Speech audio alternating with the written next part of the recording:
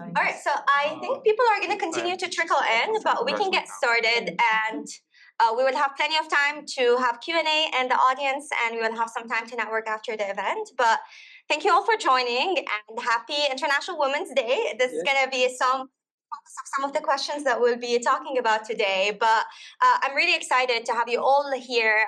This is an event that I've been meaning to organize for some time, and I'm really happy for LebNet and the MIT for helping and hosting this event and organizing. So we're going to have a really cool discussion today about the space sector, especially from a Lebanese perspective. We have an amazing lineup of people that come from all different backgrounds and are incredible leaders in the sector. So we will hear from the perspective of science, engineering, international partnerships, strategy and business. We will also hear perspectives of folks in the US and the European perspective as well. So there's going to be plenty of time to ask a lot of questions towards the end and get to learn more from our incredible leaders on the call. So to introduce myself, my name is Maya Nasser. I'm a scientist at Harvard University. I'm a proud graduate of this department here in Aeroastro from my bachelor's throughout my PhD, and most of my work in the areas of space resource use and space law and policy. And I'm really excited to be moderating this panel today. With us, we have 4 incredible speakers. I pinned them on the room, so everyone should be hopefully able to see them. I'm going to start with Dr. Charles Elashi, who is of Electrical Engineering and Planetary Science at Caltech, and he was the previous director of NASA's Jet Propulsion Laboratory, leading a number of incredible events and incredible missions at JPL in his tenure. Next, we have Doris Doe, who is a program scientist at NASA headquarters. Doris has an astrophysics and astronomy that led her to NASA headquarters, where she currently works as a program scientist for the Simplex program, which is the small, if I remember correctly, innovative missions for planetary exploration. So we're really excited to have you with us, Doris. Next, we have Patrick Zaytouni, who is the Chief Strategy Officer of Hawkeye 360. Patrick also worked before at Blue Origin and worked at McKinsey, and he is a graduate from an MBA here from MIT degrees. So it's going to be interesting to get the industry perspective as well into the space discussion. And last but definitely not least, we have Maria Gabriela Serra, who is joining us from the European Space Agency. Maria Gabriela also had an incredible story and background, all the way from the science directorate to working in risk implementation at ESA, all the way to currently working on the global challenges and partnerships. So as you can see, we have an all-star lineup of our speakers, and I'm really looking forward to the discussion. For folks joining online, you have the option of adding your questions to the Q&A. So please add your questions there, and we will come back to those at the latter half of the hour.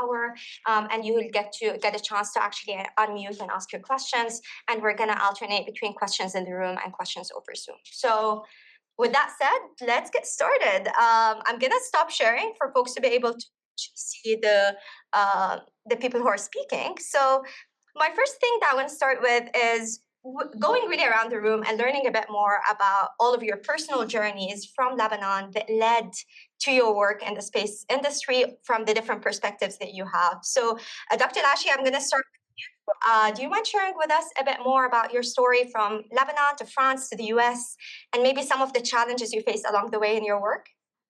Good morning, Maya, and I want to thank you for organizing this. I've known Maya for many, many years. She worked here at Caltech for a summer, and she's an example of a brilliant Lebanese researcher. My story is fairly simple. You know, I was born in Lebanon. I went to school for high school and middle school in Lebanon. I went to Collège des Apôtres in Jounieh, and then I went to Madrasa Shar'iyya in Zahle. And after that, I went to France for doing my engineering degree at University of Grenoble.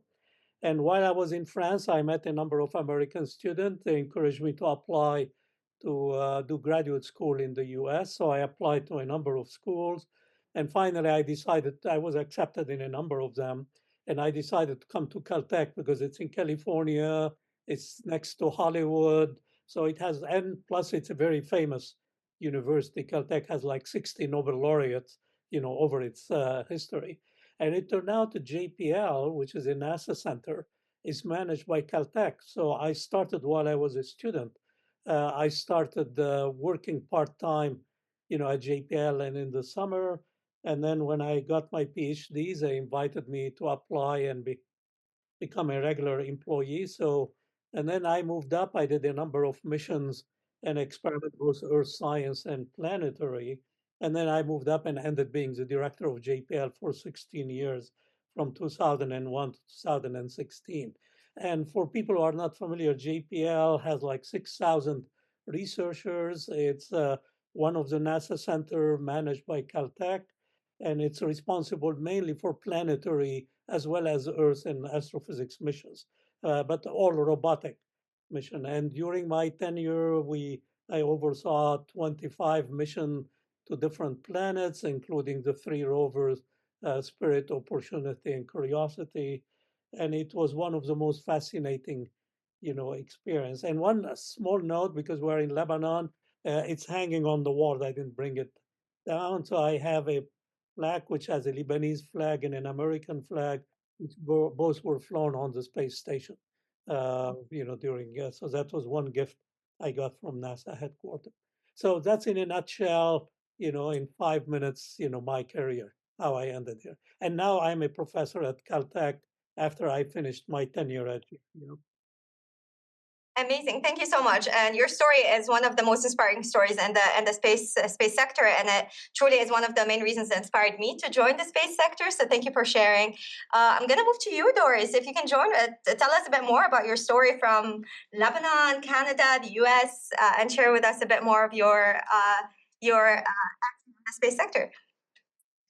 Yes, well, first of all, good morning, everybody, and good evening, wherever you are. And Maya, thank you so much for putting this together. So you will hear a lot of similarities in our stories, right? We all started in Lebanon. For me, my story with NASA started when I was 5 years old. And it was with the moon landing. You know, at that time in 1969, there weren't a lot of televisions, and I remember that my grandfather's living room had so many people. And I remember the scene of the first step. I don't know, I see the attendees that are not all the same age. So some of us may remember that, some of us may not know even about it. So that's what really sealed my life and my future. At that time, 5 years old, I didn't know the word astrophysics, but I knew I wanted to do something related to space. I even remember running to the balcony and looking up because I wanted to see if I can see the astronauts. Disclaimer, I was 5 years old, right?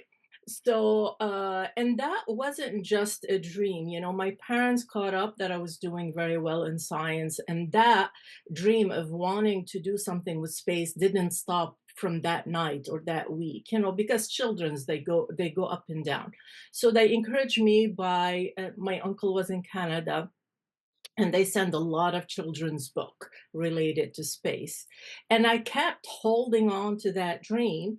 So we emigrated to Canada. In Lebanon, I went to Sainte Famille and Notre Dame, just high school. And then we went to Canada, and that's when I got my degrees. It was at the University of Montreal, with the complete goal that never stopped, that I wanted to work for NASA. As I grew, as I took courses, appropriate courses, I knew more exactly what I wanted to do at NASA. And that I got the opportunity when I finished my graduate degree to work at the Hubble Space Telescope.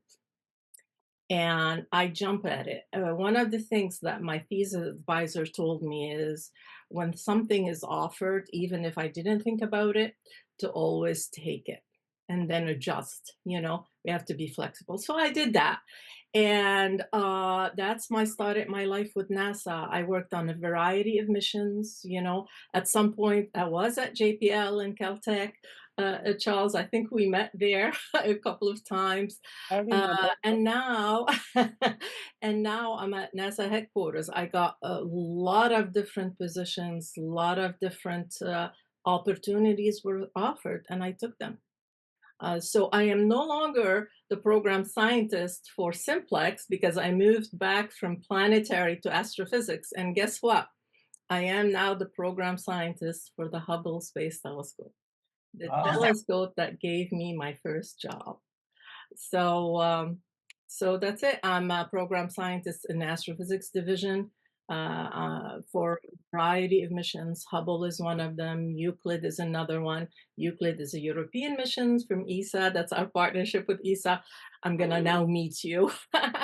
And then, a variety of programs. The Explorer program is one of them. This is a program where we offer opportunities for investigators to propose for missions.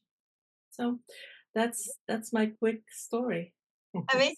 So much, Doris, and that's an incredible full circle, inspiring story. And it's good to see the connecting dots between all of you among your careers and trajectories as well, to see how well connected the Lebanese community and the space sector is. So, Patrick, I'm going to move to you. Can you share with us a bit more about your story? Yeah, absolutely. So, again, very excited to be here with such an esteemed group. Thank you for getting us together, Maya, especially with my,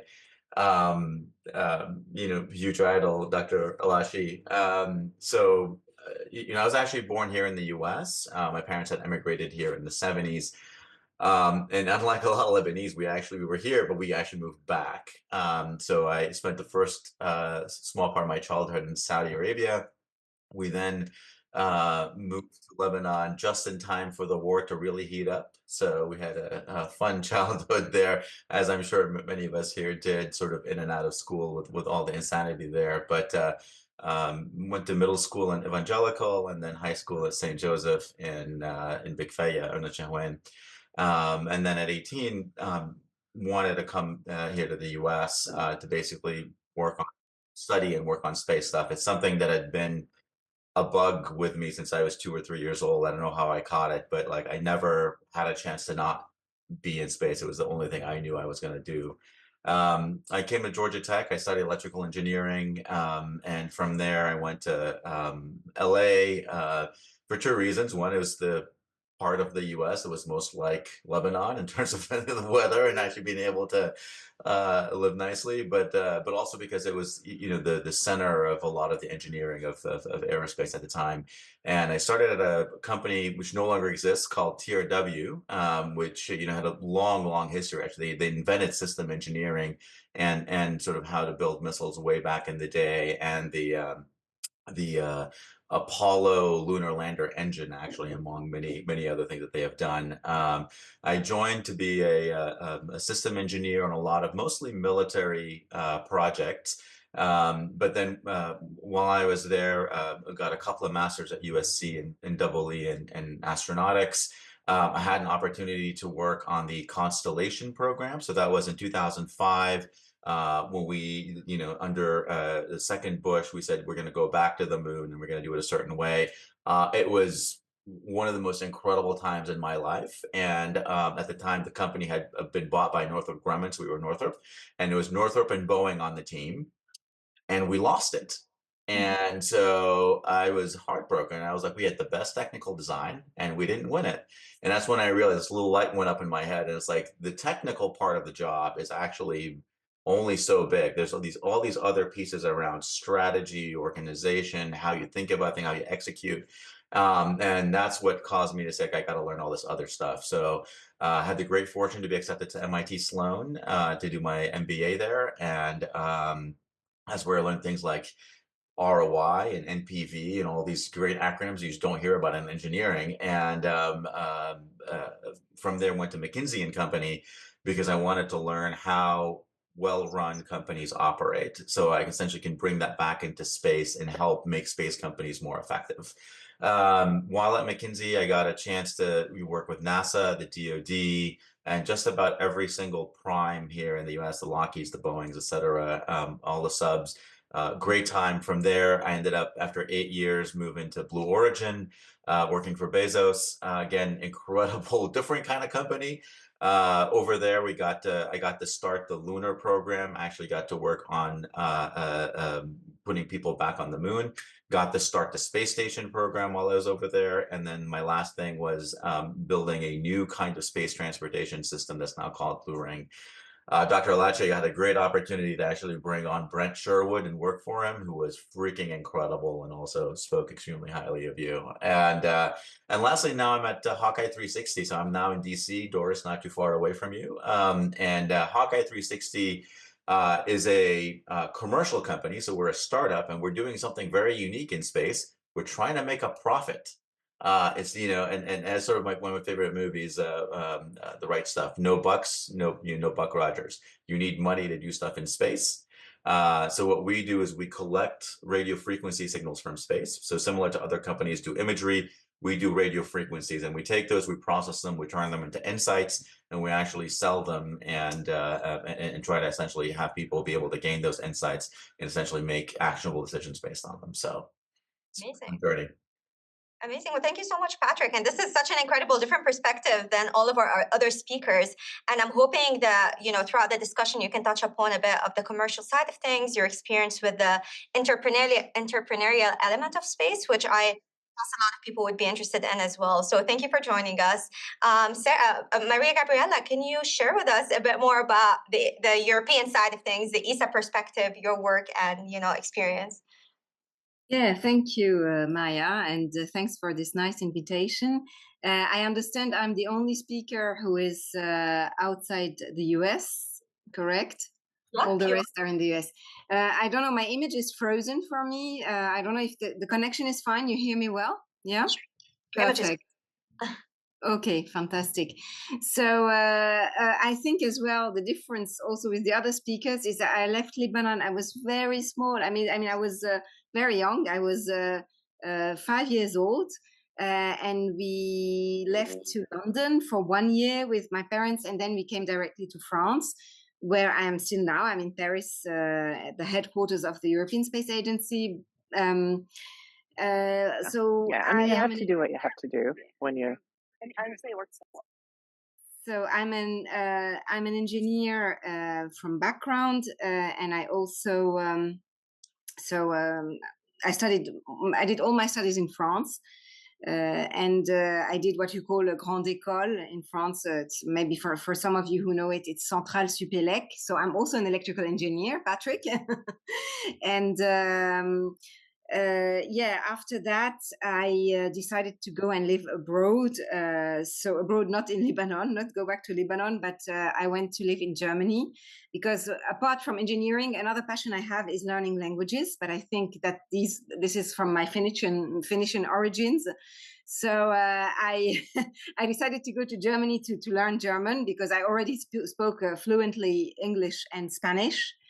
I ended up working 4 years in Germany. And then after that, I went to Romania to work with street children. So in Germany, I worked for consultancies, KPMG and Arthur Andersen after my engineering degree. And I was not so happy and so convinced by the big fives. So I don't know, how was your experience at McKinsey? I would like to hear about that afterwards. But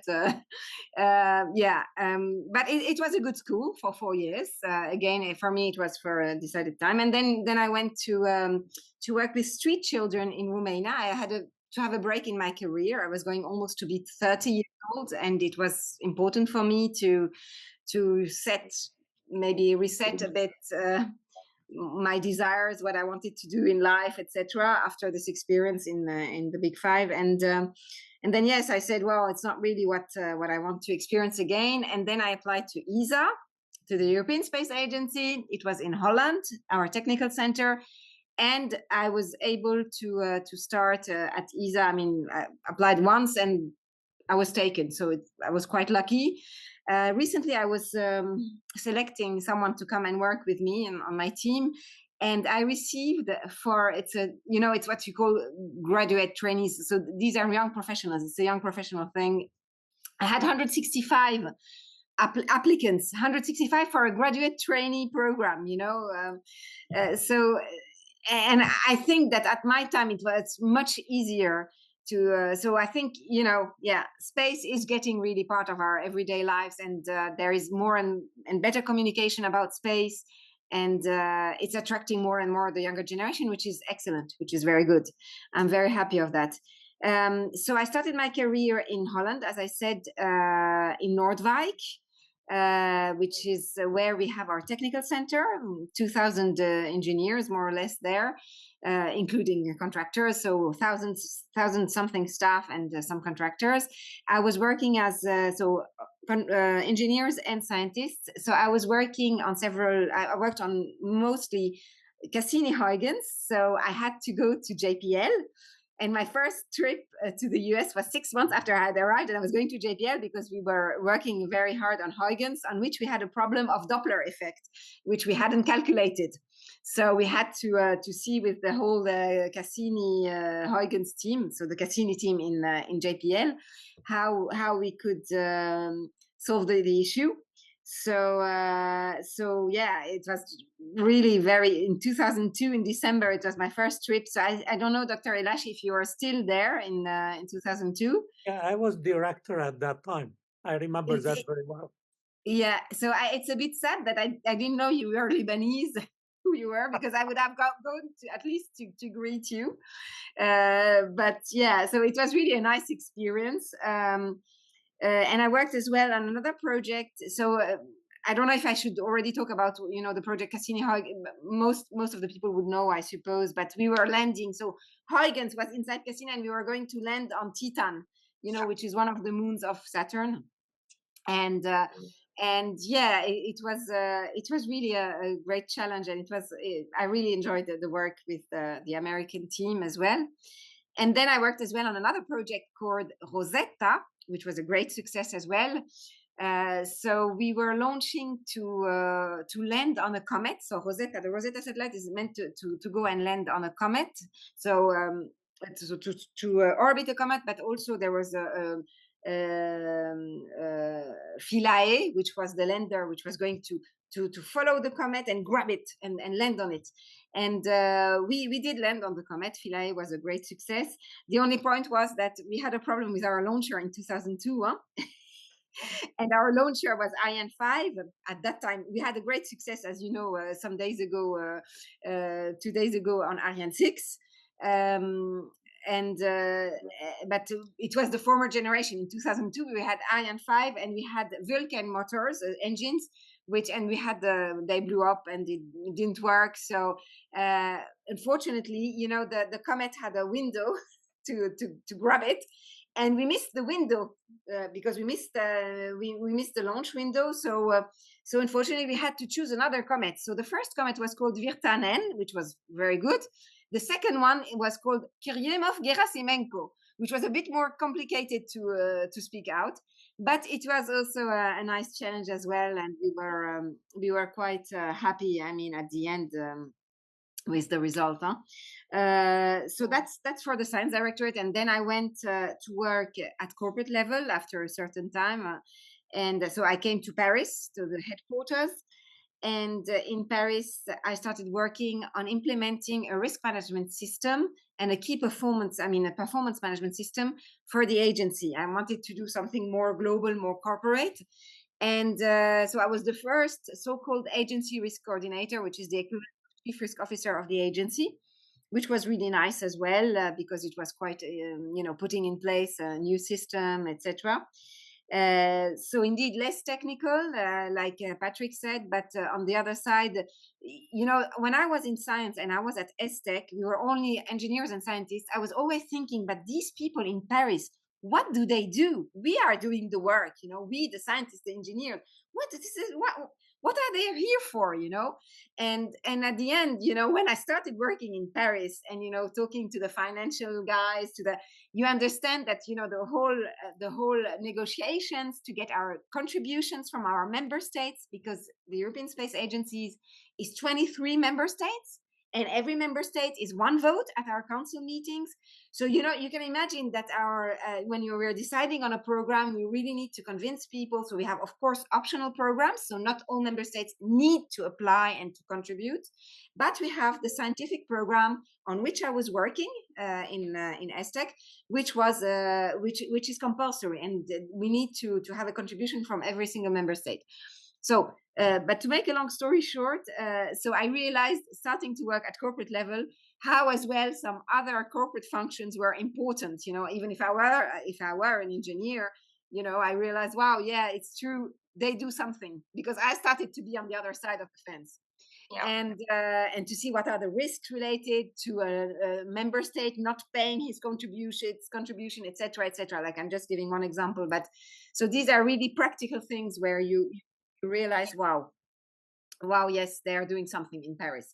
So I stayed in Paris 10 years, and then I had an option because I started working. So after having done the performance management system, putting in place a performance management system, so key performance indicators to follow our strategic goals at ESA.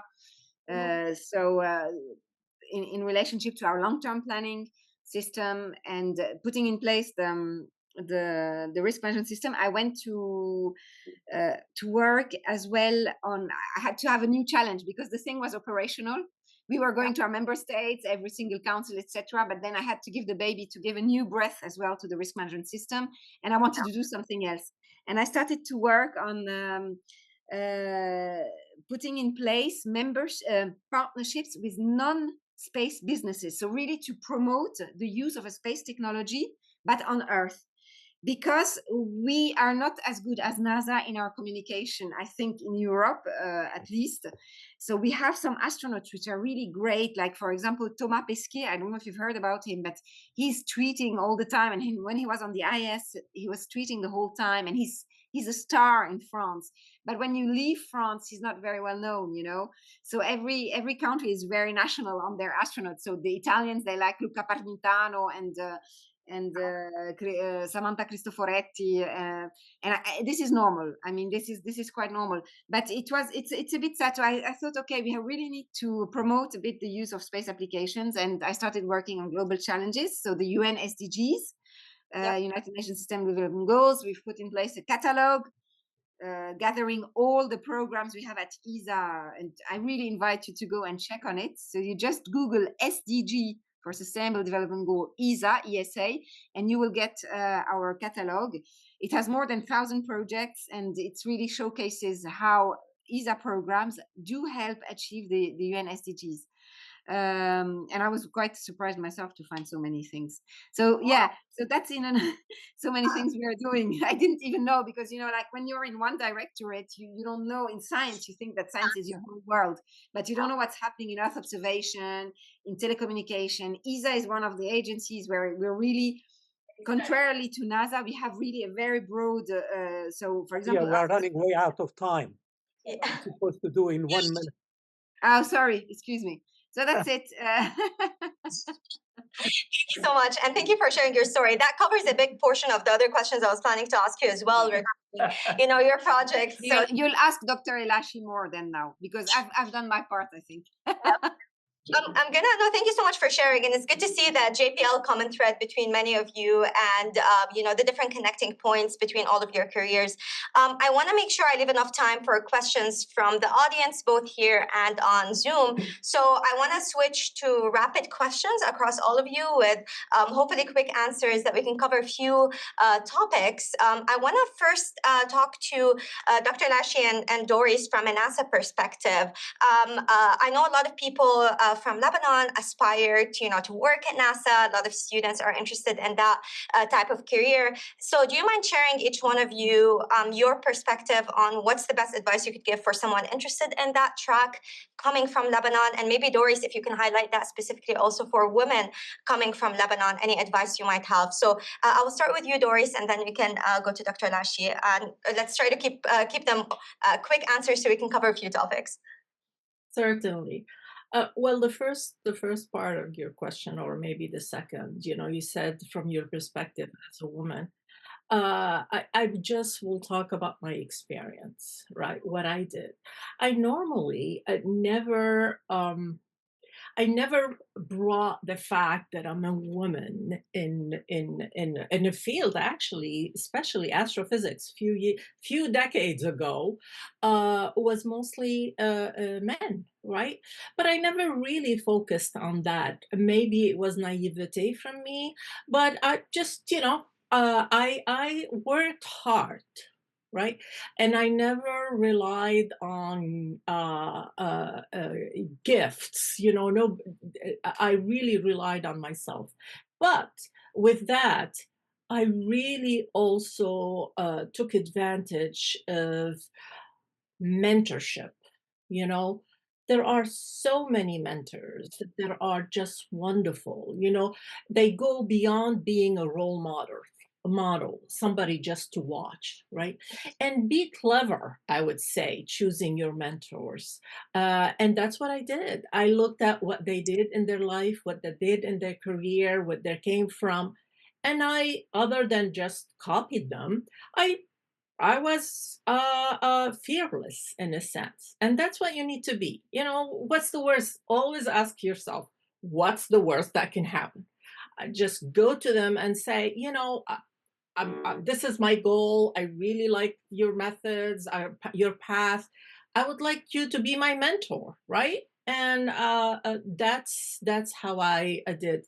And my teacher, when I was writing my thesis, this always listen and keep, in mind. I'm talking about experience that having 30 years ago, and I still use it. Yeah. Right. He said to me, I'm here not to teach you the science, open a book.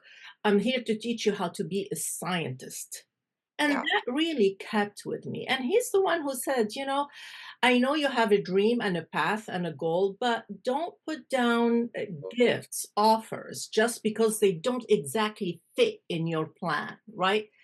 Be flexible. So that's my path, Yeah, really. that's awesome. Yeah, and it's definitely saying yes to opportunities and being able to find a good mentor is one of the best ways to be able to make progress in the space sector. So, Dr. Lashley, I'm going to move to you. As someone who was a great mentor to me, I want to see what advice you have for other people interested in the space sector as well. Sure, I'll be glad to do that. I listed here the 4 characteristics that when people ask me, particularly students, here of what is required to be successful in any field, I mean, including space. And I have on my list, you have to be passionate about what you are doing, you have to have the commitment, you have to be bold, and you have to be daring.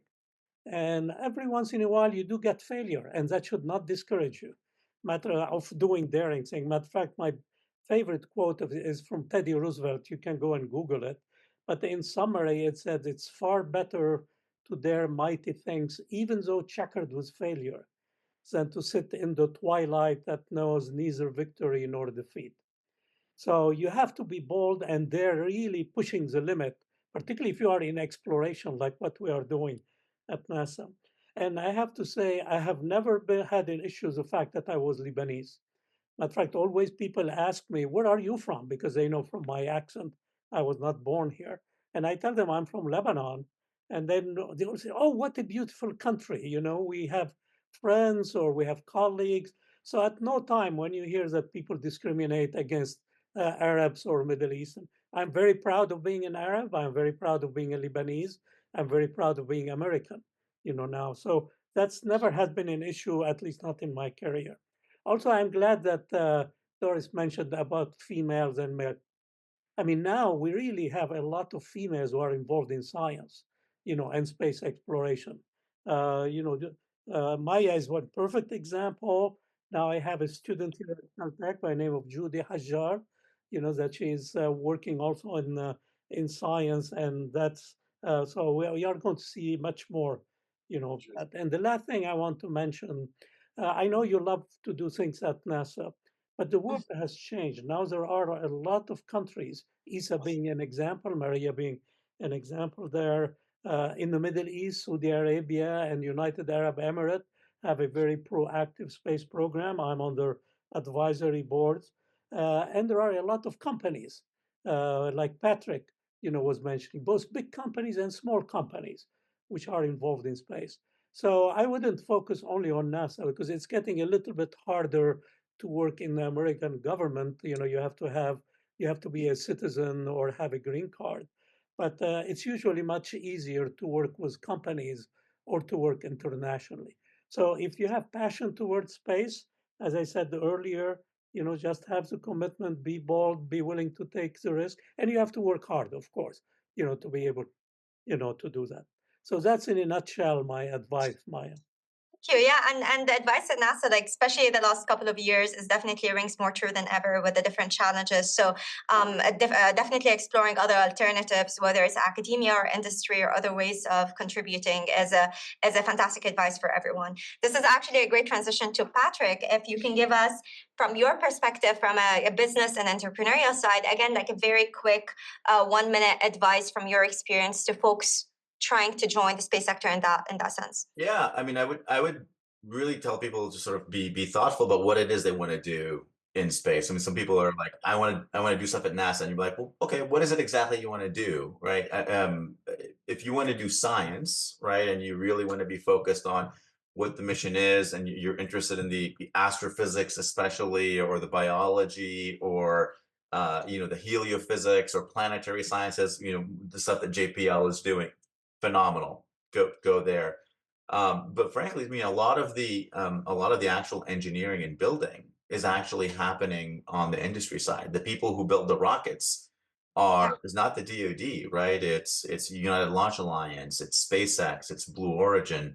The really incredible thing too is that what the commercial companies are doing, again, because they're more limited on funding, what used to take something that was like, 1 ton, 10 tons, 100 tons to do, we're doing it in something that's 100 kilograms, 200 kilograms, and with phenomenal digital systems, and maybe 10 or 20x less money, and doing it in incredibly fast periods of time. So I would absolutely echo exactly what Dr. Alashi said, which is there's a lot of work happening in the private sector, both bigger companies and as well as the smaller startups. And the really great thing is it's happening around the world. So yeah, the US is a big hub for it, but I mean, there are these like 3 brothers that started a remote sensing company in Brittany, in France. Like, there are, phenomenal avionics companies in Latvia and Lithuania, the great reaction wheel companies in South Africa. It's really become a global thing. And so, what I would tell people is do your research. Like, I know sometimes in Lebanon, you're sort of a little bit in a bubble and hard to get out, but like, the information is all at your fingertips. Go find out what's happening. Go read the newspapers and the magazines that tell you about space. Go read the 20 different newsletters. Make yourself educated, and then go find the right opportunities. Yep, amazing, and thank you for that great advice. I think anyone interested in that side of things, I think sometimes we get stuck into what we know about the space sector. So this is great advice. Maria Gabriela, I'm gonna go back to you for a very quick comment on any advice for ESA specifically. Anyone interested? And then we'll wrap up with one last question before we move to the audience. So I'll hand it to you.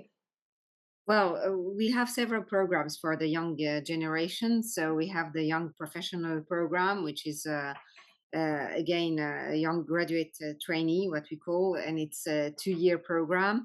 And you can also apply for internships when you're in your master's degree. To be quite honest, I think that it would be very good as well to explore, as Patrick said, the new space world, because it's much more dynamic than entering either NASA or ESA or whatever. So it's now happening, and my advice to the younger generation is be bold, dare, do things. And if it doesn't work, come to the old dinosaurs that we are, NASA and ESA. But otherwise, go and live your life somewhere else, because it's much more funny in these times. I think that's my advice. Yeah, no, I mean, especially I'd say now with all NASA commercializing, also at least in the US, a lot of missions when it comes to the moon or otherwise, I think there's plenty of opportunities to do your own thing, part of commercial companies. All right, so thank you all for your perspectives and advice. I'm going to wrap it up with one last question to all of you, and then we move to questions from the audience. When we think about Lebanon, the future of Lebanon when it comes to space exploration, it's sometimes a bit hard-fetched with a lot of the chaos that happens at different times, but we can see a growing space industry in the Middle East overall. I know, Dr. Lashi, you're incredibly familiar with all of the work that's happening in the Gulf region and North Africa. I'm curious to see what are your thoughts. What would you like to see the future of Lebanon and the space sector be, and what's realistic? So we'll start with you, Dr. Lashi, from your experience, what you'd like to see. Sure, I'll be glad to say. Now, we have to remember Lebanon is a relatively small country, but the positive side is I have brilliant people in Lebanon. Almost every Lebanese I know who goes to Europe or the US are always very, very successful. So I don't envision Lebanon having a space agency and doing big things. But also, it would be a shame that people will leave the Middle East and come to the US. That's only, or Europe, that's the only opportunity. So, one point I want to emphasize what I said and Patrick said now you can build a spacecraft at a university. You can build spacecraft, which are like, 20 kilograms, 10, which can do really great things. So I would encourage university in Lebanon, be it AUB, LAU, San Joseph, Lebanese University, to kind of, and the student, you can put pressure on the administration to actually go and build small spacecraft. And that will be a great experience and a great step in the right direction. Other countries in the Middle East are doing that. As I mentioned, I'm involved with the UAE and Saudi Arabia. I'm mentoring a group of students at King Fahd University in Saudi Arabia who are building a small, spacecraft. And now it's easy to launch these things. Again, Patrick mentioned SpaceX and Blue Origin. You can buy a small room on one of these rockets, and for a small amount of money, you can launch that. So that's one area where I think I would encourage more pressure on the government and on the university. The other one is, like Maria mentioned, there are a number of programs also in other countries. Maybe building some kind of relationship with ESA or with Lithuania or with UAE or Saudi Arabia that will enable Lebanon to become a participant in space activity, even if you don't have a space agency, in Lebanon. So I would say the leadership, I'm not optimistic about the government taking a big leadership in that. I don't need to tell you about that. But I think universities can do that. So if you can encourage researchers at universities, they can go a fair amount of step in the right direction. So that's in a nutshell what I would advise for Lebanon. Yeah, no, this is a great vision, and it's a realistic vision. We all have hopes and dreams, but that's definitely the most realistic first step for space activities in Lebanon. Patrick, what about you? Yeah, I would 100% echo what Dr. Alachi said. I actually think our small size and lack of money and chaos in the government is actually our advantage. Hear me out, because the other countries have money and have all of that, but honestly, they spend them on spacecraft going to Mars, which, by the way, they didn't build themselves. They had Lockheed Martin go build, right? Our advantage is we have brilliant people from all around the world, and people forget. We had high school students from Haigazian who built a rocket, in the lab and almost burned it down, just like the folks at JPL did back in the day. And they did this in the 60s, right? So, I would encourage, students to really be hands-on. Go program, go get a Raspberry Pi and see what you can do with it. Go learn AI, go figure out what you can do with remote sensing data and how you can extract knowledge from it. Go figure out if you can get solar panels, attach them together and make something work. Because exactly with that lack of resources will make you innovative. Those constraints will breed that kind of innovation. And yeah, find the right business case that'll actually make it work, because you don't have oil money that's paying for everything. So that would be my challenge. And the other thing is, like, we have an incredibly successful diaspora that is quite wealthy, and so they're going to be willing to invest in ideas that make sense here and that are profitable. So that's another great resource we can tap globally. No, for sure, and this is great advice. And what you mentioned regarding, being small country, limited in resources, I wanna ask you, Maria Gabriela, when it comes to things in Lebanon, you were working a lot in partnerships. Do you see any partnerships with other Middle Eastern countries around, or with countries in Europe or the U.S. to provide these resources that might be needed to support these missions or space ideas? So indeed, as the European Space Agency, we only, I mean, it's part of our mission, and we have a convention of member states. We can only work to promote the European industry. So we are here at the service of the European citizen to bring the benefits of space on Earth to the European citizen. But also, if it has an impact on the rest of the humanity, we're very happy to do so. But it's really fostering the European industry. So on my side, there is something which I would like to stress out nevertheless, is there are some international fora where we are all participating, and you know it very well, Maya. It's the IAF, the International Astronautical Federation, where we met together, and I think that would be really cool to have Lebanese companies participating, becoming members of this federation. And this doesn't cost much, even if it's a small startup. It's really not, it doesn't cost much. But when you go to the IAC, the International Astronautical Congress, that's where you meet, the whole people who can give you contracts, other agencies, etc. And that's where you can network. So my advice to these Lebanese companies would be really go and go to such fora like the International Astronautical Federation. Yeah, no, that's a great advice, and there also there's a lot of MENA countries, MENA companies that might be easier collaboration potential. So last but not least, Doris, your view on the future of space in Lebanon, and a minute before we take the last 10 minutes for questions. Certainly. Honestly, my three colleagues here, I could call you colleagues, covered most of it. I would summarize it with public and private partnerships, right? In a sense that private companies leading the need, leading and interacting with universities in Lebanon. Because I saw a comment that disappeared of students, they leave the country to study somewhere else, because even though sometimes universities might offer a degree or a course, they don't see or know about the path.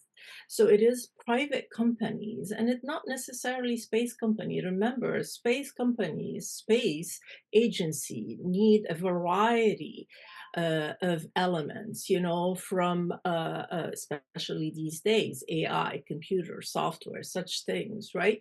So it is by creating internal partnerships and forcing the hand with the government to go. Maria Gabriela, your comment, your advice is perfect. Go to the fora where these connections are created.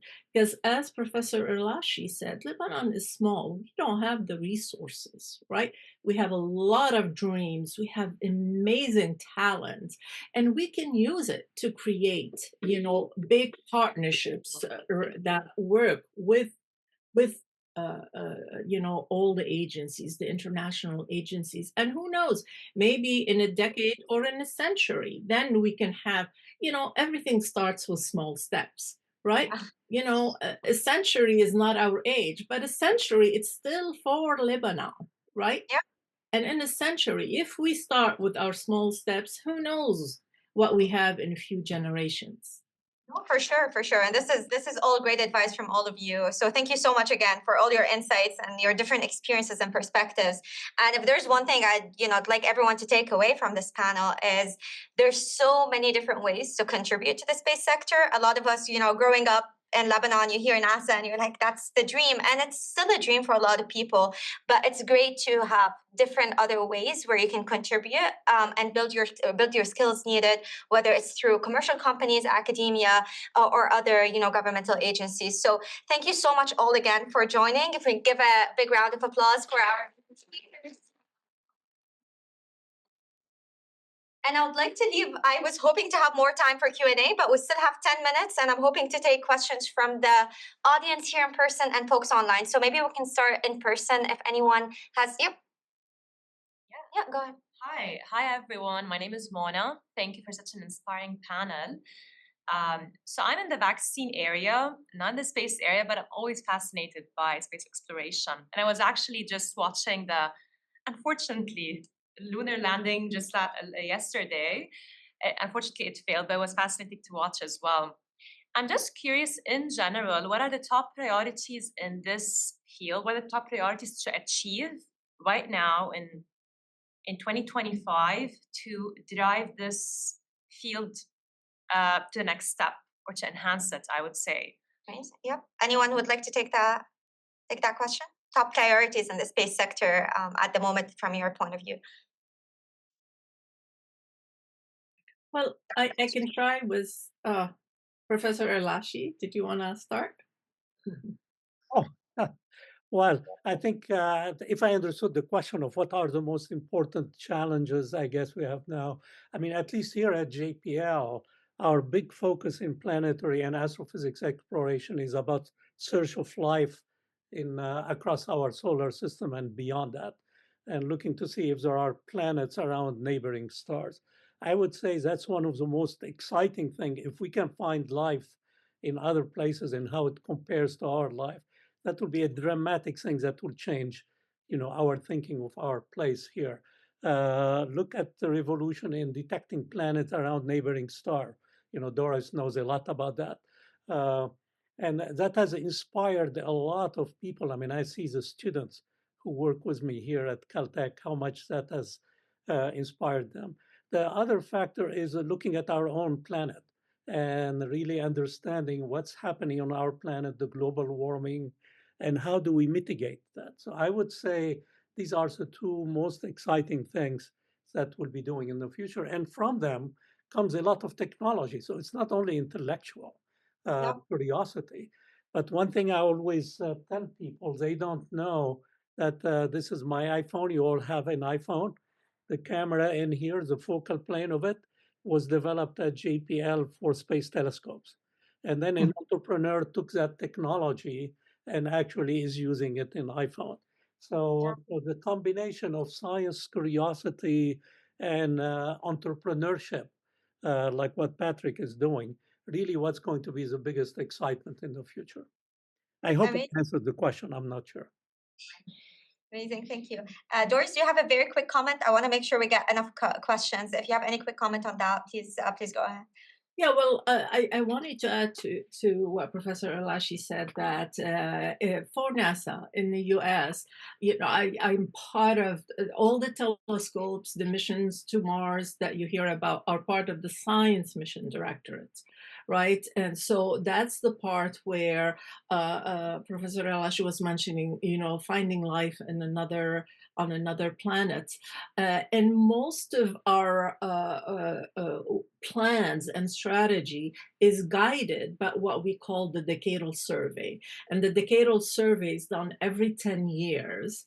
And it tells us, it assesses what we've been doing, and it tells us what we should and how we should proceed in the next decade. No, this is all great. I'm gonna switch to the Q&A on the chat. I also encourage our speakers. There's a lot of questions on the chat. Feel free to answer live or type your answers there if you have any quick answers for things that we don't get to actually talk about. Omar, do you wanna unmute and ask your questions? Yes. I actually have a question that's been on my mind for a long time. I know that there is a lot of evidence for life on other planets, but can you tell me what are the biggest possibilities of life on, like, let's say, Titan or like Mars or Europa or Proxima Centauri b or something? Anyone want to take that? Maybe Doris, if you want to comment on it. Yeah, so let me start by saying the evidence that you're talking about is not exactly about life on another planet, but mostly about finding other planets. And that we have ton of evidence we found with our telescopes and our missions. Now, some of our missions, and some of them were done at JPL when Professor Elashi was director there, have gone to other planets in our system, not in different systems and faraway stars. And those we have found, some evidence, right? But what we define as life, right? Life grows, it's kind of like a recipe, right? It needs ingredients to survive. And we found some of the ingredients yet. We haven't found life. We found some of the ingredients. And the way we are finding these things is by launching these missions to other planets. We've already done it on Mars. We're sending one to Europa and such. In the future, the astrophysics division where I work is starting to talk about a telescope that we call Habitable Worlds Telescope, right? This telescope right now is on paper. And we hope that in the next decade we can build it. And that telescope may be the one that actually would help us observe not only the presence of the ingredients of life, but the presence of potential life. So when you grow up, maybe you'll be that scientist who finds life on another planet. Good for you, Alma. Thank you so much, Doris, for your answer. We have only a few more minutes remaining, so I'm going to combine a few of the questions that we have on the chat. Again, feel free to answer them live on the chat if you are able to. But I have a few people that are asking about, I know, Dr. Lashi, you said that you personally didn't have any big challenges being Lebanese, but there's a number of people both at ESA and the US talking about the challenges of not having different citizenships to be able to join the aerospace sector. So anyone want to give a comment on their advice on how to tackle these challenges? What's the best way to proceed with them? Maybe Patrick, Maria Gabriela, or anyone else? Yeah, I mean, what I can tell you is there's a couple of things. So the challenge in being a citizen or not really relates to either working directly with the government or working on something that's for national security, right? But one of the really interesting things that's happening right now is there's so much innovation happening commercially. So you can be working on remote sensing, you can be working on avionics, all sorts of things as part of the space sector that don't require you to actually have, that kind of level of citizenship. I found more of the time, usually it's not so much about being, not being a citizen, but rather just that if you are here in the US, you're exposed to so many opportunities where you can do research with a professor or a scholarship or a fellowship or things like that. You're in this great network that just enables you to be successful. And if you're coming in from the outside, it's a little bit harder to do. So that's why, again, I say the more you can reach out to folks, ask them questions, find out about these opportunities, you can work a little bit against that disadvantage. Yep. And one thing I'd say is, like, just to hear your comment regarding commercial companies, there's actually a lot of people a lot of commercial companies that have direct contracts with governmental funding that will impose restrictions, even though it's not itself a governmental agency or, something relating to national security or defense. So it can be a bit more complicated than that, even in the commercial sector. But academia is definitely one of the great ways to be involved. Okay, so I don't know who has to run. I want to be respectful of everyone's time. I think we can wrap up most of the panel. So thank you all for joining. If anyone's able to stay for a few minutes longer, we can take a couple more questions if folks don't have any other commitments in the next 5 minutes. We can take one last question from folks. Yeah, we can stick around. Okay, so we'll take one last question from the room, maybe. Yep. Yeah, hi, my name is Gerard. I am actually from Switzerland, Lebanese, but I came now from Switzerland.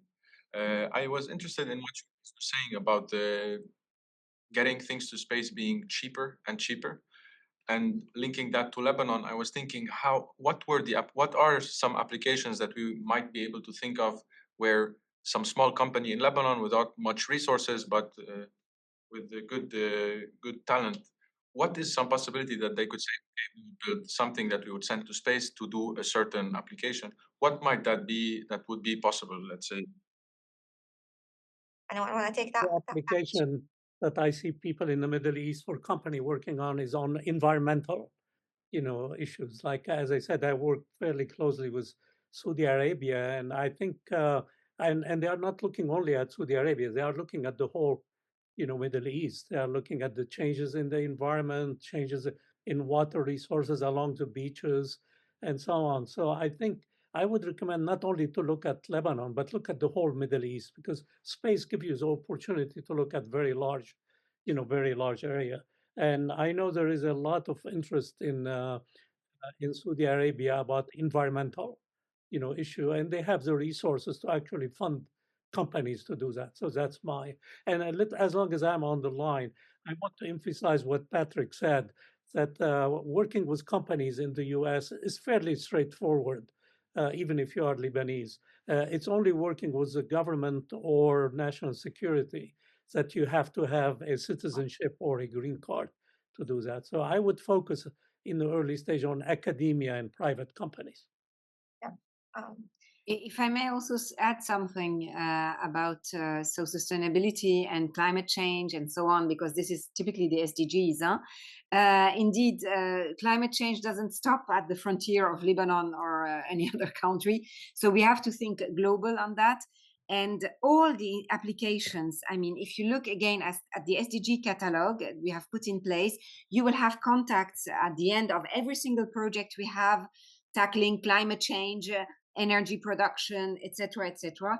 And you will see that we are supporting small and medium-sized companies to flourish. Of course, they're all in Europe, but still the impact is much broader than Europe, because again, climate change concerns the whole globe. It's not only stopping at the edge of Europe. So and putting in place integrated applications can be very cheap. It can be an application on an iPhone.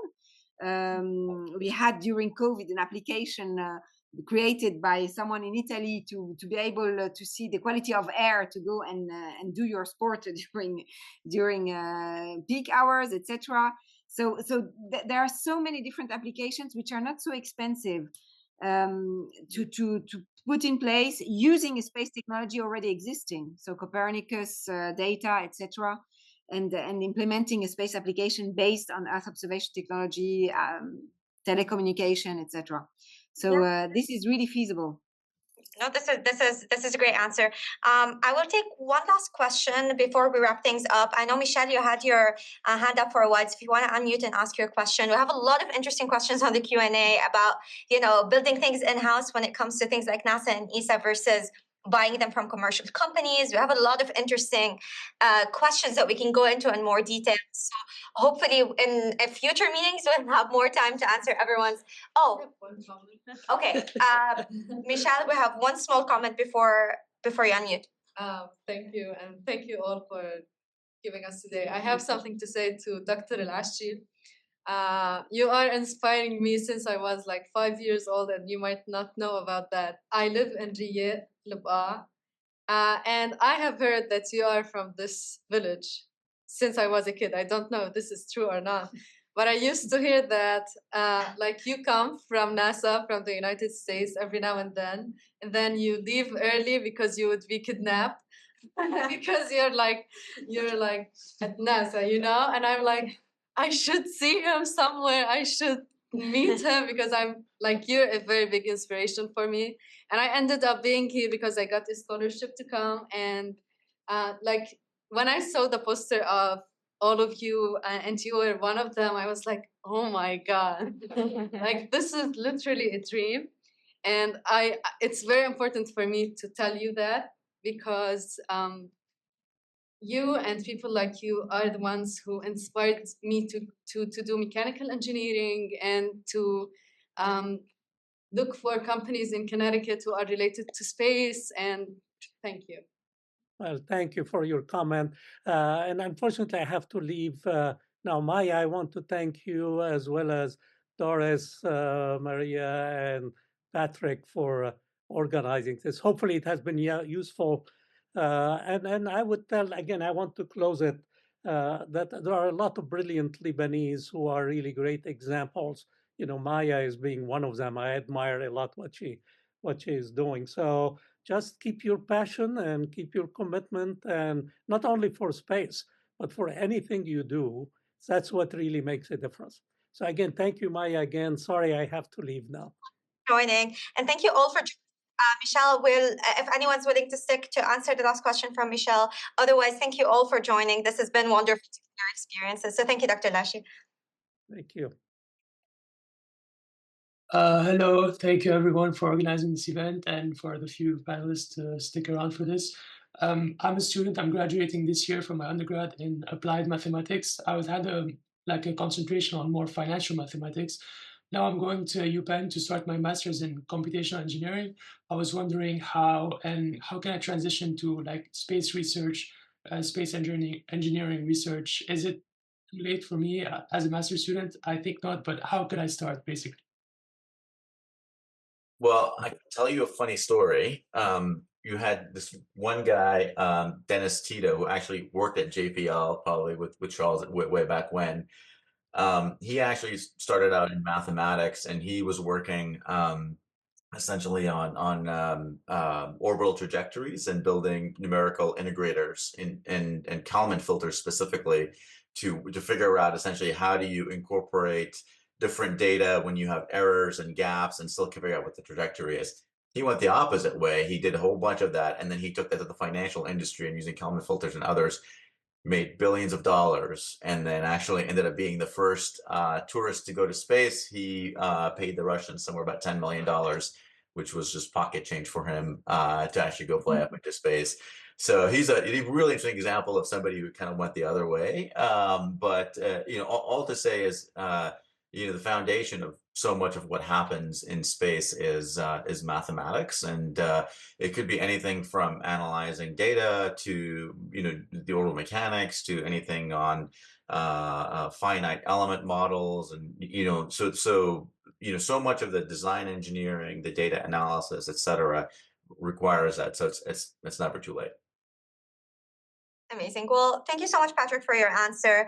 We're over time, so I want to be respectful to your schedules. Thank you so much all for joining.